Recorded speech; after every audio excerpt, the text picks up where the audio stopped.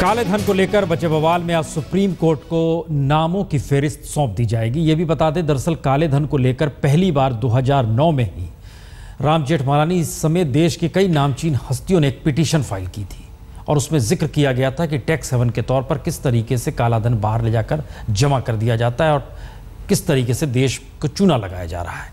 उसके बाद 2011 में इसका जिक्र आया। सरकार की तरफ से फिर कुछ बातें कही गई कि ये ट्रीटी है, इस तरह से मुश्किल है। एसआईटी बनाने का ऐलान कर दिया गया था अप्रैल 2011 में सुप्रीम कोर्ट में, जिसमें जीवन रेड्डी थे जिनको कि अगुवाई करने के लिए और वाचडॉग के तौर पर नियुक्त किया गया था। चर्चा लगातार कर रहे हैं, लेकिन एक सवाल नई सरकार को लेकर। फाइनेंस मिनिस्टर, सवाल सरकार बनने से पहले और बाद का नहीं है, फाइनेंस मिनिस्टर बनने के बाद अरुण जेटली साहब ने ठीक 11 दिन पहले क्या कहा और 11 दिन बाद यानी कल क्या कहा, यह सुनना चाहिए। के साथ DT-80 है, उसके जो समझौते के मुताबिक अगर हम किसी न्याय अदालत में चार्जेस फाइल करते हैं तो स्वाभाविक है कि वो सार्वजनिक होंगे, क्योंकि हिंदुस्तान में कोर्ट प्रोसीडिंग सार्वजनिक है। लेकिन जब इन्वेस्टिगेशन चल रहा है, अगर उस DT-80 में ये लिखा है कि तब तक सार्वजनिक नहीं करोगे तो फिर उसकी पालना करनी पड़ेगी। कोर्ट के आदेश के अनुसार कल सुबह वो लिस्ट कोर्ट को दे दी जाएगी। सरकार को इसमें रत्ती भी कोई इतराज नहीं है। जो भी एजेंसी जिस तरीके से न्यायपालिका चाहेगी कि इसकी जांच हो, सरकार उसके लिए तैयार है। जितने नाम सरकार के पास हैं 100% वो सारे नाम अदालत के सामने। अंशुमन जी, क्या नजर आता है इस बयान के बाद 2 तरह के 10 दिन के भीतर? आप इसे पिछली सरकार के 2 बयानों से कॉपी कर सकते हैं। सेम इसी तर्क पर पिछली सरकार ने सूचना देने से मना किया और फिर जाती हुई सरकार ने 26 नामों की सूची जो LGT बैंक से आई थी वो सुप्रीम कोर्ट को बंद लिफाफे में दी थी। आज हम फिर उसी स्थिति में पहुंच गए हैं जहां सेम यही तर्क दिया गया था। ये बात तो अब अदालत तय करेगी कि DTA की धारा 26 के तहत आप सूचना छिपा सकते हैं कि नहीं। महत्वपूर्ण ये भी बात है क्योंकि जो तर्क अदालत में आ रहे हैं और शायद अदालत ने जिस तरह से उस DTA की उस तर्क को नहीं माना है, वो ये है कि ये सूचनाएं सरकार के पास एक चोरी की सीडी के तहत आई, जो कहीं से किसी हैकर ने किसी देश को दी थी। उस देश से वो सूचनाएं निकलकर फ्रांस और जर्मनी के थ्रू दुनिया भर के देशों में बांटी गई और उसमें कुछ सूचनाएं भारत के पास भी आई। ये अदालत तय करेगी कि संधियों के मामले में सरकार तय करेगी कि संधियां लागू हों या अदालत तय करेगी। लेकिन तर्कों में समानता दिखती है और इसलिए मुझे आश्चर्य इस बात पर है जो मैंने आपसे शुरुआत में कहा था कि भाजपा इस पूरे प्रसंग को पिछले 2009 से लगातार क्लोजली फॉलो कर रही थी। फिर इस हलफनामे की जरूरत क्या थी जिसमें वही तर्क दोहराए गए थे जो तर्क UPA के हलफनामे में थे और उन्हें अदालत ने खारिज कर दिया था। और जाती हुई सरकार में उस समय के सॉलिसिटर जनरल ने 26 नामों की सूची बंद लिफाफे में दी थी। तो आज हम वही देखने जा रहे हैं कि पिछली सरकार ने 26 नामों की सूची थी, अब 800 या 700 600 नामों की जो सूची वो वापस अदालत के पास पहुंच जाएगी। और इससे फिर वही बात कि इससे एक चीज स्पष्ट हो रही कि अदालत को पूरे कालेधन के मामले में सरकार की मंशा पर, सरकार की एजेंसियों की कॉम्पिटेंस पर, उनकी साफगोई पर संदेह है। बीजेपी के अध्यक्ष हुआ करते थे राजनाथ सिंह और राजनाथ सिंह इस वक्त गृह मंत्री हैं देश के। मौसमी हमारी संवाददाता उनके साथ इस समय मौजूद है। मौसमी, जरा पूछिए, ब्लैक मनी को लेकर अब बीजेपी कहां पर है, सरकार कहां पर खड़ी है? बड़ी फटकार कल पड़ी जिससे सरकार की भूमिका पर सवाल खड़े होते हैं, वो काला धन का मसला। आपने भी काला धन का मसला लोकसभा चुनाव में उठाया था। नरेंद्र मोदी ने खुद बतौर PM उम्मीदवार कहा था कि काला धन जो है हम वापस लाएंगे। आज क्यों सरकार डर रही है नाम को सामने लाने? जिन मामलों में जो साक्ष्य मिल गए थे उन नामों को तो ऑलरेडी सुप्रीम कोर्ट को इसकी जानकारी दी जा चुकी है, लेकिन सुप्रीम कोर्ट का यदि आदेश है तो हमारी सरकार उसे देने के लिए तैयार है। वैसे SIT को वह सूची पहले भी दी जा चुकी है। क्या आपको लगता है कि जिस तरह से नामों का खुलासा नहीं कर रही, किरकिरी हुई है सरकार की छवि पे, किरकिरी हुई एक तरीके से, आप संधि का हवाला दे रहे हैं जब आप खुद काला धन के मसले पर लोकसभा चुनाव लड़े? नहीं, मैं समझता हूँ कि संधि है, इस सच्चाई को कोई नकार नहीं सकता है, लेकिन वह एक मजबूरी थी। लेकिन सुप्रीम कोर्ट का आदेश है तो सुप्रीम कोर्ट के आदेश के अनुरूप जो है हमारी सरकार ने फैसला किया है कि हम वो सूची दे देंगे। क्या लगता है कि कौन ज्यादा शर्मसार होगा, कांग्रेस या भाजपा? क्योंकि अरुण जेटली ने कहा कि कांग्रेस शर्मसार होगी अगर नाम सामने आ जाते हैं। अब मैं कुछ नहीं कहना चाहूँगा इसके संबंध में। अब सुप्रीम कोर्ट ने मांगी है सूची, हमारी सरकार जो है वो सूची वो उपलब्ध करा देगी। उसमें कोई परेशानी नहीं है, आपको नाम सामने करने। किसी के बारे में मुझे कोई कमेंट नहीं करना है कि कौन शर्मसार होगा, जो दोषी होगा वह शर्मसार होगा। शुक्रिया हमसे बात करने के लिए। ये थे गृह मंत्री राजनाथ सिंह। आज तक से एक्सक्लूसिव खास बातचीत करते हुए साफ उन्होंने कहा कि किसी भी हाल में भाजपा जो है खरीद फरोख्त नहीं करेगी, और जहां तक काले धन का सवाल है, सरकार को नाम सामने लाने में कोई परेशानी नहीं है। कैमरा पर्सन कृपाल सिंह के साथ मौसमी सिंह, दिल्ली आज तक। वेजन साहब, बार बार ये मसला आ रहा है, तो इधर उधर की ना बात कर, सीधे बता कि अच्छा। एक मिनट, खबर आ रही है कि सरकार के जरिए लिस्ट सौंपी गई है जो कि सुप्रीम कोर्ट ने मांगा था 24 घंटे के भीतर। कल जिस बात का 627 लोगों के नाम हैं इस लिस्ट में जो सरकार ने सुप्रीम कोर्ट को सौंपी है, और इस बात का जिक्र लगातार हो रहा था क्योंकि इससे पहले कहा जा रहा था कि 136 नाम,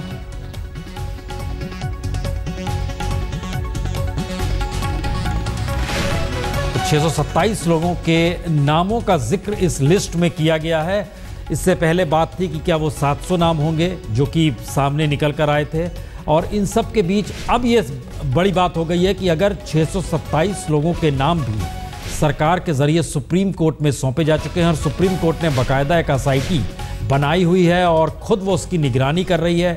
अब क्या एसआईटी इस पर कार्रवाई करेगी, और इन सब के बीच जिसका जिक्र किया जा रहा था राम जेठमलानी के जरिए, और आज से नहीं पिछले 5 बरसों से इस बात का जिक्र किया जा रहा था कि इनके खिलाफ कार्रवाई की जा सकती है, नामों को सामने लाया जा सकता है, जो काला धन जमा है उसे वापस देश में लाया जा सकता है।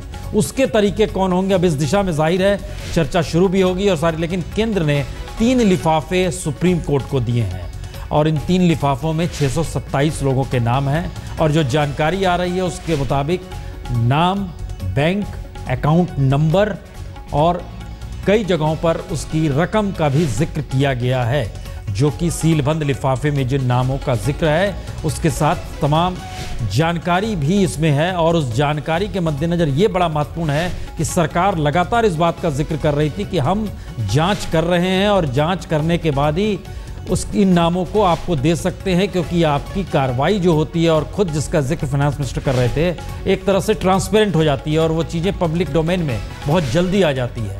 तो क्या ये 627 लोगों के नाम अब जब सुप्रीम कोर्ट के पास हैं तो ये नाम पब्लिक डोमेन में आएंगे, एक सवाल। दूसरा सवाल है, क्या इन 627 नामों का जिक्र जो इसमें किया गया वो सभी लोगों की मौजूदगी है, और सभी के खाते वाकई अब भी मौजूद हैं, या फिर एक लंबे सिलसिला चला आ रहा है ब्लैक मनी को लेकर, और जो भी इंफॉर्मेशन सरकार के पास आती थी, या फिर ये जब पहली जानकारी आई उसके बाद से कईयों ने खाते बंद तो नहीं कर दिए वहाँ पर। दूसरी जांच इसकी होगी, और तीसरी होगी कि अहमद क्या और जानकारी आई और सिर्फ नाम सौंपे गए, कुछ कहा गया अहमद? यह देखिए, सीलबंद लिफाफे में 15 टोटल लॉट हैं, जिसमें कि 3 अलग अलग बंच हैं। पहले बंच में जो कॉरेस्पॉन्डेंस इनका हुआ है विदेशी बैंकों से और जो विदेशी मुल्कों से, वो सारी चीजें पहले बंच में है सीलबंद लिफाफों में। दूसरा बंच जो है वो लिस्ट है जिसके अंदर करीब 627 नाम हैं जो जिन्होंने दिए विदेशी खाताधारकों के सरकार ने। और तीसरा जो बंच है उसमें स्टेटस रिपोर्ट और जो दूसरी चीजें हैं जो एसआईटी को भी इन्होंने सौंप दिया है, वो सारी चीजें सीलबंद लिफाफे में दी है। अब तक क्या कुछ हुआ है वो सारा ब्यौरा उस स्टेटस रिपोर्ट के अंदर है। अभी सुनवाई जारी है। ये जो सारा जानकारी मिली है इनको फ्रांस से और जर्मनी से, ये वो जानकारियां हैं, और इसको जो है इन्होंने अब कोर्ट को सौंप दिया है। सुनवाई अभी चल रही है। प्रसून जी, तो इसमें 627 नामों का जिक्र कैटेगरी किया गया कि हम आपको इतने नाम दे रहे हैं। जी हाँ, बिल्कुल। अटॉर्नी जनरल मुकुल रोहतगी ने साफ तौर पर कोर्ट में बताया कि क्या क्या कुछ वो उनको सौंप रहे हैं कोर्ट को। पहले मंच में क्या है, दूसरे मंच में वो लिस्ट है जिसमें कि 627 नाम है विदेशी खाता धारकों के, जिसमें जिनका क्या स्टेटस है फिलहाल वो भी वो एक्सप्लेन कर रहे हैं कोर्ट में, और सुनवाई अभी चल रही है। जी चलिए, बहुत बहुत शुक्रिया अहमद जानकारी के लिए, ये बड़ी महत्वपूर्ण बात है। साथ में स्टेटस रिपोर्ट भी दी गई है इन नामों को लेकर, क्या प्रतिक्रिया है इस पे आपकी? ये 2 चीज़ें, पहली चीज़ तो ये 600, अगर ये 627 नाम सही हैं और 26 नाम पहले जा चुके हैं तो 653 विदेशी खाता धारकों के नाम सुप्रीम कोर्ट के पास पहुंच गए हैं। दूसरा ये कि इस लिस्ट में कई सारी रिपीटेटिव जानकारी है। विदेशी खाता धारक हैं, सारे काले धन वाले खाते हैं या तय नहीं है, इसमें कई सारे रिपीटेटिव नाम भी हैं, इसमें कई सारी ऐसी जानकारियाँ हैं जिनके पीछे पर्याप्त तथ्य नहीं है। अब अगला चरण यह है कि जिस बात को हम पहले चर्चा कर रहे थे कि जो 26 नाम पहले सुप्रीम कोर्ट को दिए गए थे, सुप्रीम कोर्ट उन पर जाँच SIT से करा रहा है। मुझे लगता है कि शायद सुप्रीम कोर्ट इनको तत्काल पब्लिक डोमेन में लाने से रुकेगा और वो इसकी SIT तक जांच कराएगा, क्योंकि इसका तरीका यही है कि जब नाम जांच एजेंसी के पास आते हैं फिर उसको प्रोसिक्यूट किया जाता है और उसके बाद उसके पीछे जांच का पूरा आधार तैयार किया जाता है। 3 चरण में ये पूरी प्रक्रिया चलती है। पहला नाम ये कि आप सूचनाएं हासिल करिए। हम पहले उसी स्थिति में थे कि हमें सूचनाएं मिल रही थी, वो भी किसी प्रोसेस से नहीं बल्कि एक चोरी की सीडी जो कि कुछ देशों के बीच में थी और उसके साथ आए थे। दूसरा लेवल है कि आप उनको प्रोसिक्यूट करिए और साबित करिए कि उन्होंने कालाधन अर्जित किया है। फिर उसके बाद आप उन बैंकों को अप्रोच करिए, अगर वो बैंक आपको वो पैसा वापस करते हैं, या उन बैंकों से ग्लोबल लेवल के ऊपर प्रयोग करिए। तो हम आज उस पहले चरण पर आ गए हैं जहां सरकार ने विदेशी खाता धारकों के नाम बताए हैं सुप्रीम कोर्ट को, और अब शायद उनकी जांच की प्रक्रिया शुरू होगी जो सुप्रीम कोर्ट अपनी निगरानी में कराएगा। संजय, राम जेठमलानी से बात कर रहे थे तो उनकी आखिरी लाइन थी कि मन साफ सरकार का नहीं होगा तब ये स्थिति होगी। लेकिन सवाल यहां पर यह है कि 627 नामों का जिक्र कर दिया गया है, तो क्या ये मैसेज है कहीं पॉलिटिकल किसी रूप में कि सरकार जिन चीजों को छुपा रही थी अब वो खुले तौर पर सामने आ रही है? प्रसून, ये मैसेज भी है और मजबूरी में दिया गया मैसेज है, क्योंकि सरकार ने तो शुरू से कोशिश ये कर रखी थी, भले चुनावी मुद्दा बनाया, इसी मुद्दे पर सरकार बनी, जीत कर आए, लेकिन जब सरकार में आने के बाद SIT भी इनको सुप्रीम कोर्ट के आदेश पर ही गठित करनी पड़ी। कोई बहुत वीरता नहीं दिखाई इन्होंने, कोई शौर्य नहीं दिखाया, कोई हिम्मत नहीं दिखाई। सुप्रीम कोर्ट ने मजबूर किया हुआ था, SIT गठित करनी पड़ी। लेकिन उसके बाद जिस तरह से लगातार सरकार नाम बताने में आनाकानी कर रही थी, इक्का दुक्का नाम बता रही थी, उसे देखकर तो यही लगता है कि वो पुरानी कहावत है कि जूता किधर से काटता है पहनने वाले को पता चलता है।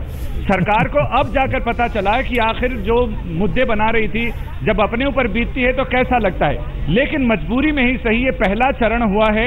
ये HSBC के बताए हुए जो नाम हैं वो इन्होंने अभी खुलासे किए हैं, लेकिन इसके अलावा अभी बहुत सारे ऐसे नाम हैं जिनके लिए सरकार को मेहनत करनी पड़ेगी और उसके लिए नीयत का साफ होना जरूरी है। सुप्रीम कोर्ट की नाराजगी की वजह भी यही थी प्रसून, कि ये नाम बताने में आनाकानी कर रहे थे और कोर्ट की नाराजगी इसी बात को लेकर थी कि आपकी नीयत साफ नहीं है। एक्सपेडिशन को लेकर कोई परेशानी नहीं थी, लेकिन सरकार की नीयत पर कोर्ट को शक था और इसीलिए कोर्ट ने सीधे शब्दों में कहा कि आपके पास जो जानकारी है गोपनीयता की चिंता ना करें, जांच कैसे होगी उसकी चिंता ना करें, आप सिर्फ हमें जानकारी दें, सिर्फ नाम ही नहीं बाकी इससे जुड़ी हर एक जानकारी, ईच एंड एवरी इंफॉर्मेशन हमें चाहिए, हम तय करेंगे कि आगे जांच कैसे कराई जाए। और दूसरा बड़ा सवाल यह भी है कि इसमें ED, इन्फोर्समेंट डायरेक्टरेट, उसमें एक्सपर्टाइज है इस तरह के मामलों की जांच करने में, तो ये भी भूमिका तय होगी। शायद कोर्ट इसमें भी डायरेक्शन देगा कि ED की इसमें जांच में, SIT में क्या भूमिका होगी, कहां तक भूमिका होगी, कैसी भूमिका होगी। यानी पहला गढ़ तो जीत लिया है जिन लोगों ने, राम जेठमलानी हो, बाबा रामदेव हो, जिन लोगों ने संजय काले धन को देश में वापस। संजय, इसकी हम टेक्निकलिटीज पे चर्चा करें, लेकिन एक पॉलिटिकल आपसे जवाब चाहेंगे, क्योंकि ये बात राम जेठमलानी भी लगातार करते रहे और एक लंबा प्रोसेस रहा है कि ब्लैक मनी का इन्वॉल्वमेंट पॉलिटिकल रूप में किस तरीके से हिंदुस्तान में चुनाव के दौरान होता है, चुनाव के बाद होता है, और फिर उसे बनाने की दिशा में राजनीतिक तौर पर किस तरीके से वरदस्त उसको मिलते चला जाता है। क्या सुप्रीम कोर्ट इतने बड़े कैनवास में चीजों को देख रहा है? बिल्कुल, सुप्रीम कोर्ट की निगाह में यह भी है कि जिस तरह से चुनाव आयोग हर चुनाव के पहले जो पैसा लगाया जाता, अवैध रूप से पैसा, उसकी पकड़ धकड़ के लिए सारे इंतजाम करता है, एक पूरा अमला उसके लिए तय करता है, ये भी सुप्रीम कोर्ट की निगाह में है। और बाकी जिस तरह की information off record, on record आ रही है, वो भी सुप्रीम कोर्ट के पास है। यानी जब शुरुआत हो गई, ये बात निकली है तो दूर तलक जाएगी। सुप्रीम कोर्ट के तेवर देखकर तो यही लगता है कि बात बहुत दूर तलक जाएगी और बहुत सारी पूरी दुनिया को सुनाई देगी, इसकी जो गूंज होगी वो। विजयन साहब, देखिए, मैं इस सब इश्यू को ना डिस्पैशनेटली डिपॉलिटिसाइज करके कंसिडर करेंगे तो बहुत अच्छा रहेगा। देखिए, आज एक लिस्ट है, ये लिस्ट तो भारत सरकार के पास बहुत दिन पहले आ गई थी और इस लिस्ट को मेरी सूचना है ये SIT के पास भी लिस्ट शेयर हो गई थी। अब सवाल है इसकी इंक्वायरी करने का। प्रेशर ये था कि सरकार ये लिस्ट ऑफिशियली सुप्रीम कोर्ट को सौंप दे। सरकार का कहना यह है कि हम ये लिस्ट नहीं दे सकते इसलिए क्योंकि ये पब्लिक डोमेन में नहीं आनी चाहिए बिकॉज टैक्स ट्रीटी के अंदर। आज आपने ये लिस्ट ले ली, जिस लिस्ट में जैसे आपने पढ़ के बताया कि इसमें शायद सुना जो आपने, जिसके बैंक अकाउंट वाले का नाम, बैंक का नाम, अकाउंट नंबर और उसमें अमाउंट लिखा हुआ है। अब ये डाटा तो सबको पता है कि अनऑफिशियली आया, जर्मनी के पास गया और फ्रांस के पास गया और उन दो कंट्रियों ने भारत सरकार से ऑफिशियली शेयर किया ट्रीटी के अंदर। अब आप इस अकाउंट के बेसिस पे उन अकाउंट होल्डर की इंक्वायरी करेंगे। फॉर इंक्वायरी करने के लिए आपको उस बैंक के पास जाना पड़ेगा। आपके पास एक इंफॉर्मेशन है कि आपका एक अकाउंट है, ठीक है, आप उसकी इंक्वायरी करने के लिए उस बैंक पर जाएंगे तो उस बैंक से आप उसकी स्टेटमेंट मांगेंगे। तो वो स्टेटमेंट किस बेसिस पे लेंगे आपको उस सरकार की, उस कंट्री की सपोर्ट चाहिए, उस बैंक की सपोर्ट चाहिए उस कर बैंक धारक को पकड़ने के लिए, क्योंकि वो एक एविडेंस बनेगा। रूल ऑफ लॉ तो लगेगा ही कंट्री का। ऐसा तो नहीं है कि आप कह दें कि आपका बैंक अकाउंट है और ये मेरे पास इंफॉर्मेशन है और आपके बेस पे आपको प्रोसिक्यूशन, आप इंक्वायरी करेंगे, इन्वेस्टिगेशन कर लेंगे। क्योंकि आज की डेट में इंटरनेशनल लॉ में, ट्रीटी में, जिस ट्रीटी के अंदर आपने ये इंफॉर्मेशन ली है और उसका आप वायलेट कर जाएंगे तो आपको शायद हो सकता है इंक्वायरी में शायद फिर मुश्किल आए। तो इंक्वायरी का तरीका तब होगा, करना क्या चाहिए कि जो 3 साल से 4 साल से इनकम टैक्स में इंक्वायरी कहीं पेंडिंग थी उसको एक्सपीडाइट करना चाहिए था जी। ये मानना कि ईडी ज्यादा इंक्वायरी कर लेगा, डिपार्टमेंट नहीं कर इनकम टैक्स करना पड़ेगा, ये मानना चाहिए दोनों जो विभाग है वो भारत सरकार के हैं और इंक्वायरी करने की क्षमता दोनों में। इनकम टैक्स डिपार्टमेंट भी पूरा सक्षम है इंक्वायरी करने के लिए, ये नहीं कहा जा सकता कि इनकम टैक्स डिपार्टमेंट सक्षम नहीं है। जो जरूरी है कि इनके लिए एक्सपीडाइट किया जाए। जो मुझे लग रहा है, जो सुप्रीम कोर्ट का कहना है कि मंशा है, ये जो बात हो रही है वो सिर्फ इस बात का है कि इसमें डिले क्यों हो रहा है। ये आप पॉलिटिकलाइज वे में चीज़ों को नहीं देख रहे, लेकिन ये देश बिना पॉलिटिकल वे से चलता नहीं है और ये बार बार जिक्र आया। इसलिए 2-3 सवाल हम एक जानकारी यह भी दे दें कि पहली बार जब ये चूंकि बीजेपी की सरकार है, कहीं ना कहीं वो आरएसएस से जुड़ा, आरएसएस के भीतर एक सवाल आया था जिस समय ब्लैक मनी को लेकर चर्चा हो रही थी। उस समय कहा गया था क्या ऐसा नहीं है कि अंतर्राष्ट्रीय ट्रीटी ऐसी बनाई जाती है जो कि ब्लैक मनी वाले बच जाएं इससे? ये संघ के भीतर एक बार सवाल ये आया था। और उसमें दूसरी बात ये कही कि देश से बड़ा या देश से बड़ी स्थिति ट्रीटी के साथ कैसे जोड़ी जा सकती है और ये थर्ड वर्ल्ड के साथ एक बड़ा संकट है। सरकार की तरफ से 627 लोगों के नाम आज सौंपे गए हैं सुप्रीम कोर्ट में 3 बंद लिफाफों में, जिसमें स्टेटस रिपोर्ट का भी जिक्र किया गया है, विदेशी खाताधारकों के नाम, अकाउंट नंबर, बैंक के नाम, इसका जिक्र भी किया गया है। और वहाँ पर इस वक्त सुनवाई चल रही है और ये हम आपको जानकारी दे दें कि सुनवाई के दौरान राम जेठमलानी वहाँ पर मौजूद हैं, जो कि खुद अपनी बातों को भी वहाँ पर रखेंगे और ये जानकारी भी आ रही है कि ये सुनवाई लंबी चलेगी। हम एक छोटा सा ब्रेक ले रहे हैं, तुरंत लौट